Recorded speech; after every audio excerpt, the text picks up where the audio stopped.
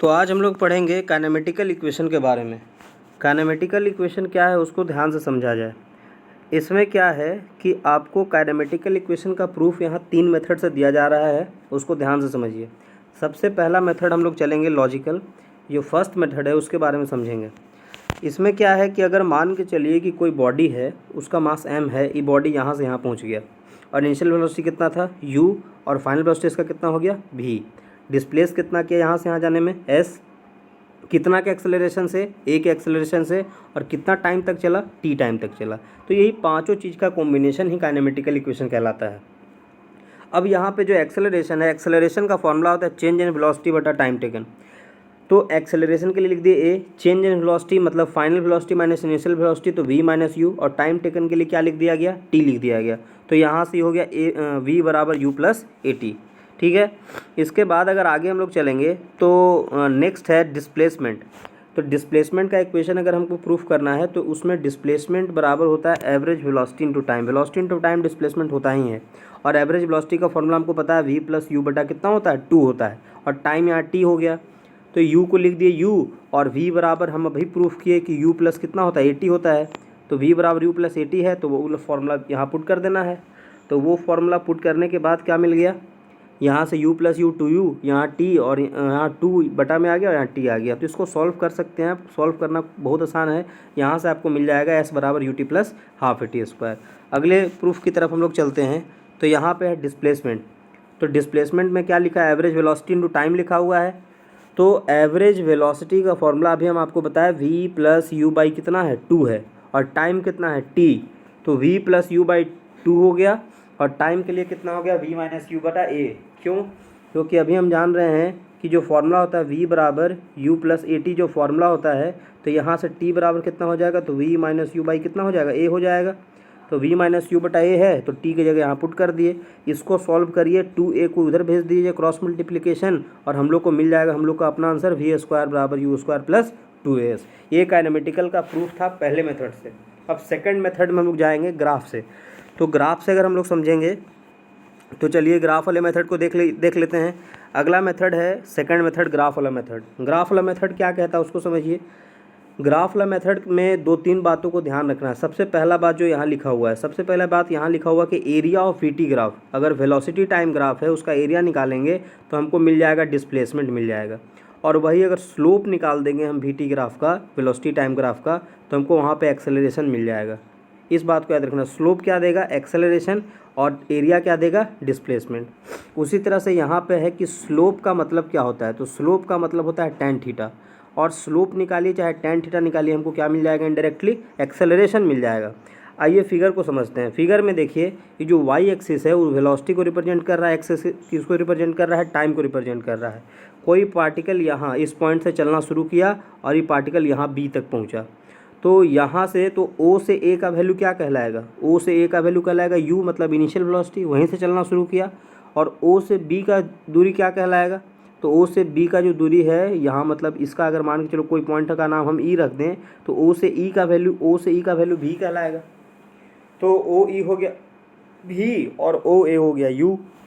अच्छा, उसी तरह से A से C का दूरी क्या कहलाएगा, तो A से C का दूरी टाइम कहलाएगा।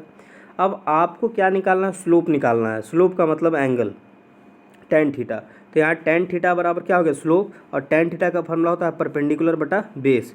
तो परपेंडिकुलर ट्रायंगल ABC में जो ट्रायंगल आपको ABC जो ट्रायंगल दिख रहा है, तो ट्रायंगल ABC में आप बताइए कि परपेंडिकुलर कौन होगा, तो BC होगा। तो परपेंडिकुलर यहाँ BC आ गया, और AC क्या हो गया बेस। तो BC का वैल्यू कितना हो जाएगा, तो पूरा जब BD का वैल्यू V है और CD का वैल्यू U है, तो BC का वैल्यू कितना हो जाएगा V माइनस यू। आप फिगर को एक बार अपने कॉपी पे बना के अच्छे से समझ सकते हैं। तो BC का वैल्यू आपको पता चलेगा कि V माइनस यू होता है। तो BC का वैल्यू हो गया V माइनस यू, AC का वैल्यू हो गया T।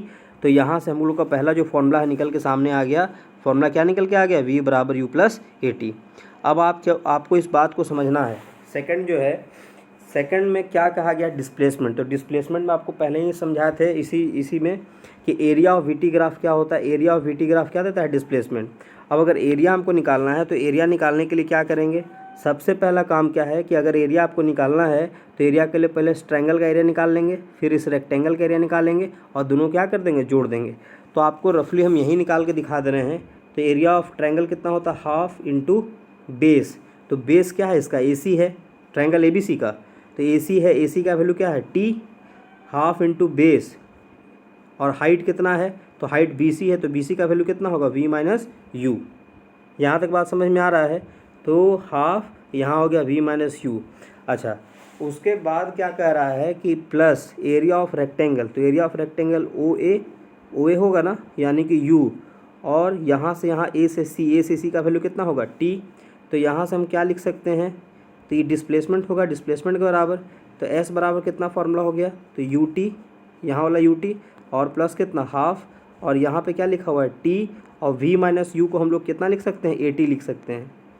क्योंकि होता है ना V बराबर, हम लोग को पता है V बराबर होता है U प्लस AT।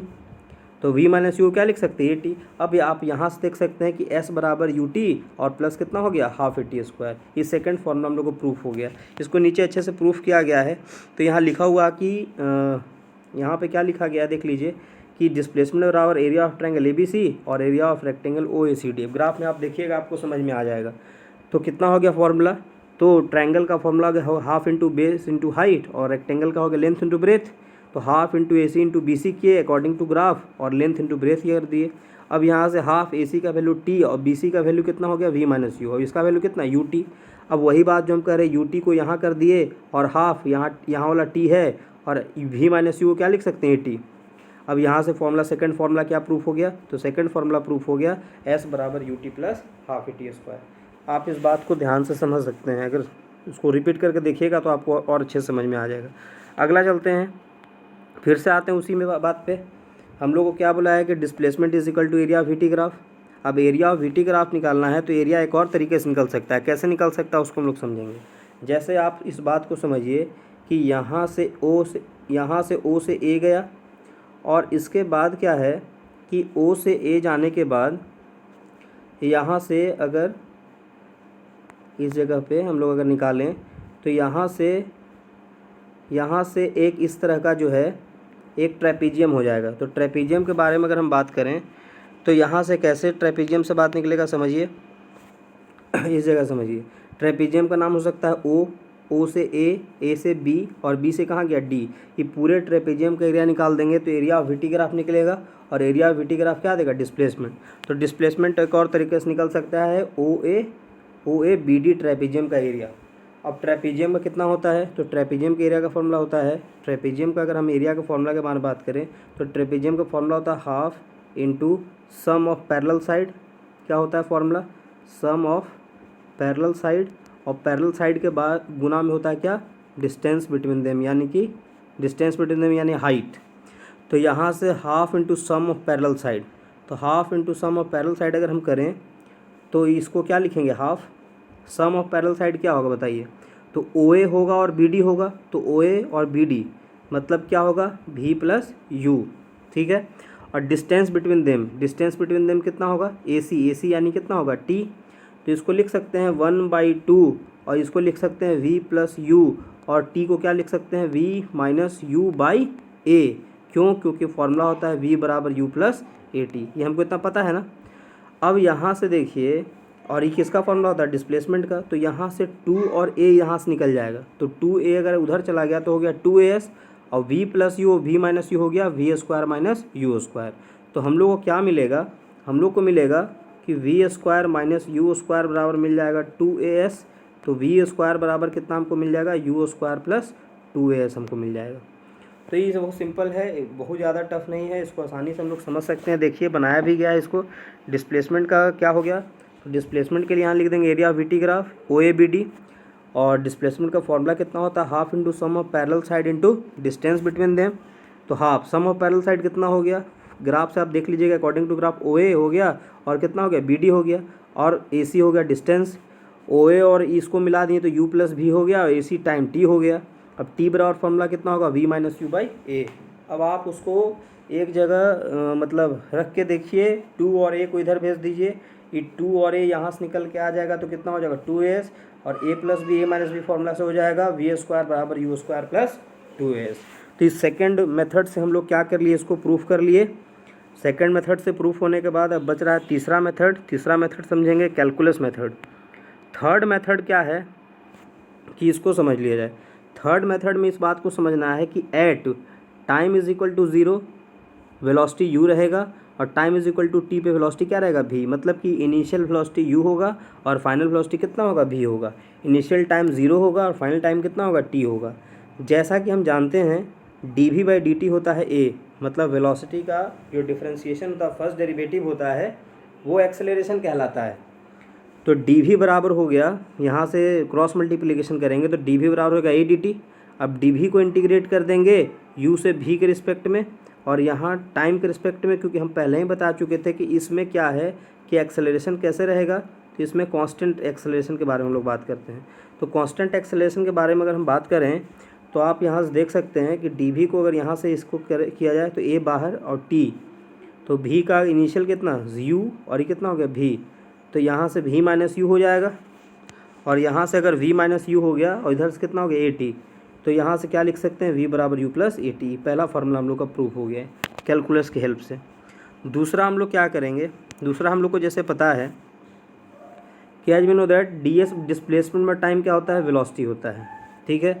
अब इसको अगर निकालेंगे तो डी एस बराबर V D T cross multiplication, और इसको इंटीग्रेट करेंगे तो भी का वैल्यू रख देंगे भी बराबर यू प्लस ए टी, और यहाँ पे क्या करेंगे बार से इंटीग्रेट करेंगे तो टर्म वाइज इंटीग्रेट करेंगे तो यू डी टी और यहाँ होगा A T D T, you बाहर, क्योंकि इनिशियल वेलोसिटी कभी भी कांस्टेंट ही रहेगा। जैसे कोई पार्टिकल अगर 5 मीटर पर सेकंड से चलना शुरू किया तो भले आगे ना बदलेगा, इनिशियल वेलोसिटी तो कांस्टेंट रहेगा। तो यू यहाँ से क्या हो गया कांस्टेंट, यू अगर कांस्टेंट हो गया तो यू बाहर और डी टी का कितना होगा टी, यहाँ से ए बाहर टी डी टी का कितना होगा टी स्क्वायर बाई 2, तो एस बराबर हो गया U T plus half A T square. ये कौन सा प्रूफ हो गया, तो ये बोलेंगे ये सेकंड प्रूफ हो गया कैलकुलस के हेल्प से। तीसरा जो प्रूफ है उसको समझा जाए। तीसरा फॉर्मूला है कि जैसा कि हमको पता है पहले से कि D S by D T क्या होता है भी।